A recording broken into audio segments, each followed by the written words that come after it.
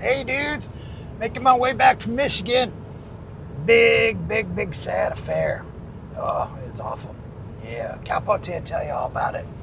Yeah, yeah, I didn't do the Greyhound bus. Did the car. Just like going to law school when I was youngin. When I was youngin, used to drive up to Lansing, Michigan and back all the time. Yeah, they're getting underneath Chicago. You don't want to do that when it's rush hour traffic.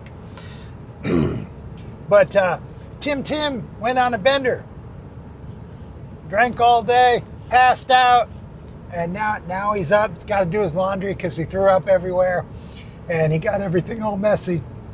So you got to get all that cleaned up, and then he's got to repent, crushing for Christ.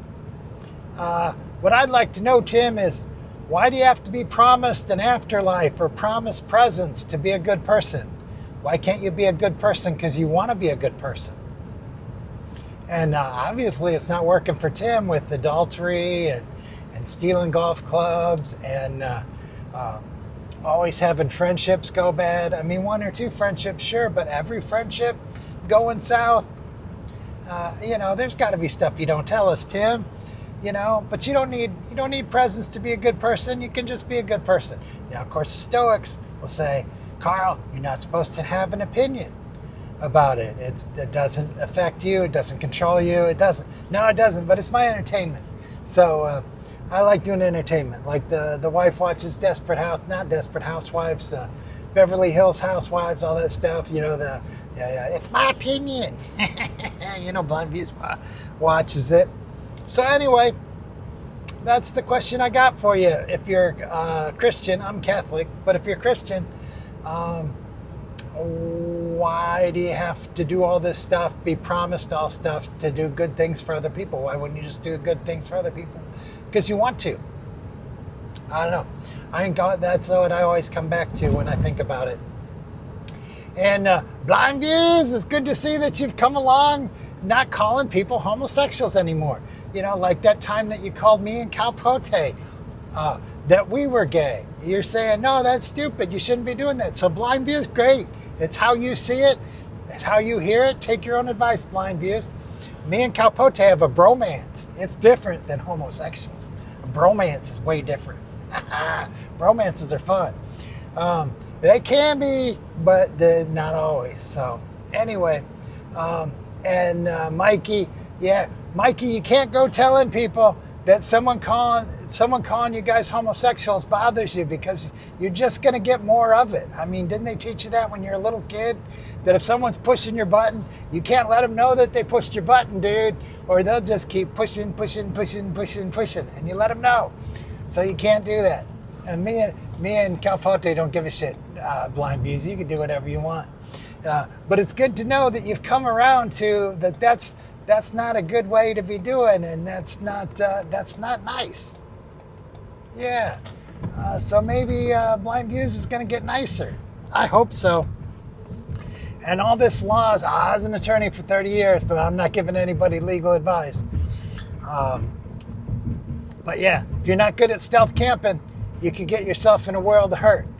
If you just want to go regular camping at campgrounds with the regular camp rig, you'll be fine. But if you want to drive around in a bus with the huge ass trailer and think you're going to park wherever you want and spend the night, you got another thing coming.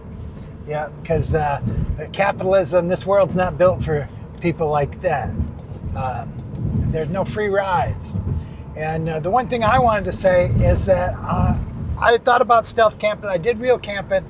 And I can tell you right now that if you live small in a small studio or small one-bedroom apartment, it's cheaper than stealth camping. I can prove it with the numbers if you force me into it, but it is cheaper to live in a small apartment than to live in a camper. And you get a lot more advantages out of it. The only advantage you get out of the stealth camping is you think you're getting away for free. But you have higher gas expenses. You always got to wonder, in an apartment, you go to sleep, you're going to sleep, you're not worried about someone knocking on your door. You're not worried about someone finding you, although I'd stealth camp, that would never happen to me. And you can always do, what do they call that, where you driveway surf, you surf in driveways of coworkers and stuff. Yeah, so There's ways of doing it, but then that costs you money. And then if you live in an apartment, you get amenities like, a community room, when you have people over, because obviously you don't have any space to entertain. And I don't know, it looks like I'm crooked. Don't look at yourself, Carl, look at the camera.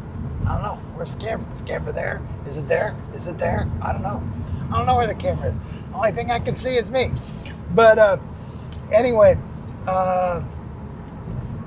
so anyways, and then if you're living in the small apartment, you are paying a small percentage of property taxes, which is what the big bear wants from you. You got to pay your property taxes. We got to have police. We got to have fire department. We got to have clean water to drink. We got to put stuff in potholes so the roads stay good, And the vast majority of that is funded by property taxes. And so if you can't have everybody opt out of property taxes because the whole thing would fall apart. So we just can't allow that. So anyway, that's my 2 cents. We've been, been looking at houses to live in. Every time I go in a house, it just gives me anxiety. I'm like looking at a living room, and it's got like a couple couches and chairs. I basically got one chair and one couch, and then a big dining room table, and then the kitchen with all the appliances and all this stuff, and upstairs a bedroom with dressers and closets full of clothes. I'm like, good golly, I just got rid of all that stuff, and then I don't want to accumulate it again. And I just got rid of having a storage unit. So no storage unit, everything fits in my 1-bedroom apartment. I won't lie, we do have a quarter section of my wife's mom's garage where we've got stuff we just can't part with yet, but we don't use it and we don't miss it. And there's a bunch of stuff at my son's house. I went over to take a look at it. It was gone. He already threw it out. I was like, oh. But that was cool because last time I went and looked at it, I was like, oh, I really want to keep all this stuff, but what am I going to do with it? I'm not going to use it. I won't do it. And then I went back and it was gone. And now I'm just like, yeah. I don't even know why I let that bug me. But it's, if you downsize, it gets rough. It does get rough. It's easy in the beginning, and then you get down to stuff, and everything you own's got memories to it. That's the crazy part. I mean, everything. I mean, like, look, I got my hat now. Speculation Sports. I could never get rid of this hat. I haven't paid nothing for it. It's probably not worth anything to anybody, but it means a lot to me. And so, like, if I'm getting rid of hats, that's gonna be like the last hat I ever get rid of. But it don't take up not much room, and it's not a big deal. It's just a hat.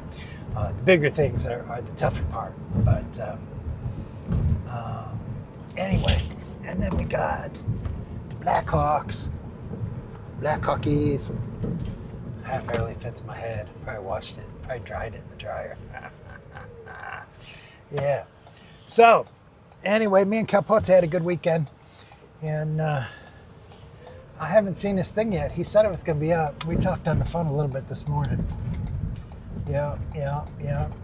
And then I was out in this one area, it's super country, and the crickets were so loud you couldn't even think. I was like, oh, I should make a video and say, look, I'm here at Dinger's house. All these crickets. Man, it was loud.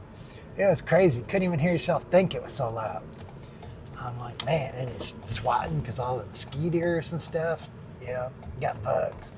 But that's the great thing about living up here in Illinois and living in the north, is that winter's going to come, and all these bugs that we're swatting and these flies that get in the car and stuff like that, they're all going to be gone.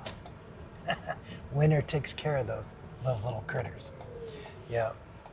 You don't have winter, you don't get rid of your little critters. And palmetto bugs. I don't know. The dude I went to law school that went down to Florida, he's telling me about palmetto bugs. I'm like, oh, I don't think I want to deal with palmetto bugs. I don't like roaches, and let alone a roach that's the size of my wrist or something. Yep. And then when we take the bus from the airport to to Disneyland or Disney World or whatever. You drive by and you'd see all these houses, but the thing that all the back end of the houses had in common is they were all enclosed with, had a pool, but they were all enclosed with a big old screen. I'm like, well, how do you really enjoy backyard in a big screen like that? But they got to have it in a big screen like that. So, I don't know. Anyway, I thought I'd get some fruit for dinner here at Sam's Club. Woo, pretty cool. I used to work in there unloading trucks with forklifts. I never had an accident, no crash. It's 119 days now since they've had an accident. So, I don't know. But, yeah, they're looking for, in the camping thing, they're looking for people that are mentally ill or addicted to drugs. So if you're not one of those two, you might get caught up in the system, but you'll get kicked out pretty quick.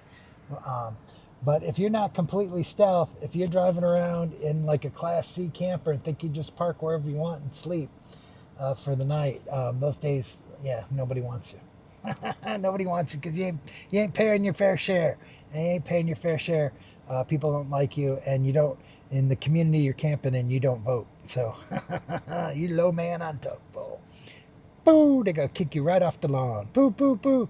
They're going to go to go over there and sleep. Get out of our town, go to the next town. Didn't you see the movie with Sylvester Stallone where he's walking through town and the cop and then he walked back into town. He took him back to the edge of town, and then he walked back in town. Yeah. They're like, we don't like you, but as long as you leave our town, you're cool with us. So we'll see you later. You have a great day. It's Good Sunday. It's beautiful here, sunshiny and everything. 91 degrees. Oh, we went down a degree.